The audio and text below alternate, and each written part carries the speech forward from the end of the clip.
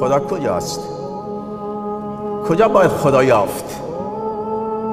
خداوند متعال چه فرموده در حدیث قدسی؟ انا عند المنکسرة قلوبهم، من کنار شکست دلان هستم. دل به دست آور که حج اکبر است. از هزاران حج یک دل بهتر است. همیشه دنبال رفتن به حج و عمره نباشید.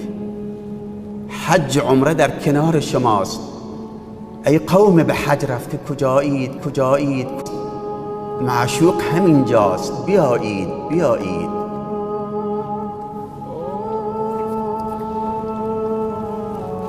دلها را به دست آوریم، شکست دلان را دریابیم. خدا اونجاست. فردای قیامت خداوند متعال که بندگان خودش را دوست دارد، همه را دوست دارد، خیر و هدایت همگان را میخواهد.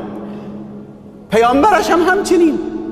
حریص علیکم بالمؤمنین رؤوف الرحیم، عزیز علیه ما عنتم حریص علیکم بالمؤمنین رؤوف الرحیم. فردای قیامت خداوند متعال از ما میپرسه، میفرماید مرضت فلم تعودنی، من بیمار شدم تو به عیادت من نیامدی؟ آدمی میگه خدایا تو بیمار شدی، من به عیادت تو بیام؟ میفرماید بله، بنده من بیمار شد. اگر به عیادتش میرفتی مثل این که به عیادت من آمدی. استطعمتک فلم تطعمنی، من از تو طعام خواستم، خواهش کردم، تو توجه نکردی. میگوید من به تو طعام بدهم، خزائن ارض و سماوات در دست توست، تو مالک الملکی. میفرماد بنده من، بنده گرسنه شکم برهنه تن به تو مراجعه کرد، دست خیرت کوتاه بود، دست درازی نداشتی به او.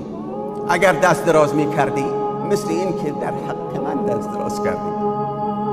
چون بنده من هست، من او را دوست دارم. خدا ما را دوست داره ولی ما همدیگر را دوست نداریم. ما نسبت به همدیگر جفا و جور داریم. و هل الدین الا الحب، دین مگر چیزی جز محبت هست؟ والذی نفسی بیده لا تدخلوا الجنة حتی تؤمنوا ولا تؤمنوا حتی تحابوا. پیامبر میفرماید کلید بهشت دو چیزه: ایمان و محبت همدیگر داشتن. ایمان به خدا پایه و اساس کارهای نیکه، جهت دهنده کارهای خیره. اون چیزی که این انسان را راغب و تشویق به کارهای نیک و پسندیده میکنه ایمان به خدا و ایمان به روز جزاست. ایمان به اون روزی که خداوند متعال به انسانها بر حسب اعمالشان نمره و درجه و منزلت میدهد. قیامت که بازار مینونهند، بازار بهشت، منازل به اعمال نیکو دهند. اونجا نمره به حسب اعمال به ما میدهند. ما در این بعد عزیزان، بعد انسانی دین، خیلی غفلت و کوتاهی داریم. ولی ماهی هر وقت از آب گرفته شود تازه است. جلو ضرر از هر جا بگیریم نعمت است. فرصت را برای خودمون غنیمت بدانیم. از حالا یک صفحه جدیدی در زندگیمون آغاز کنیم. برنامه جدیدی را برای خودمون تدوین کنیم. نسبت به رعایت حقوق یکدیگر، ادا کردن این حقوق دقت و توجه کنیم.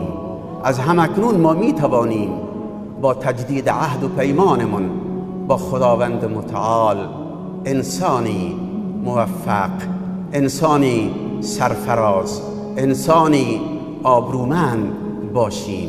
و ما ذلك علی الله بعزیز.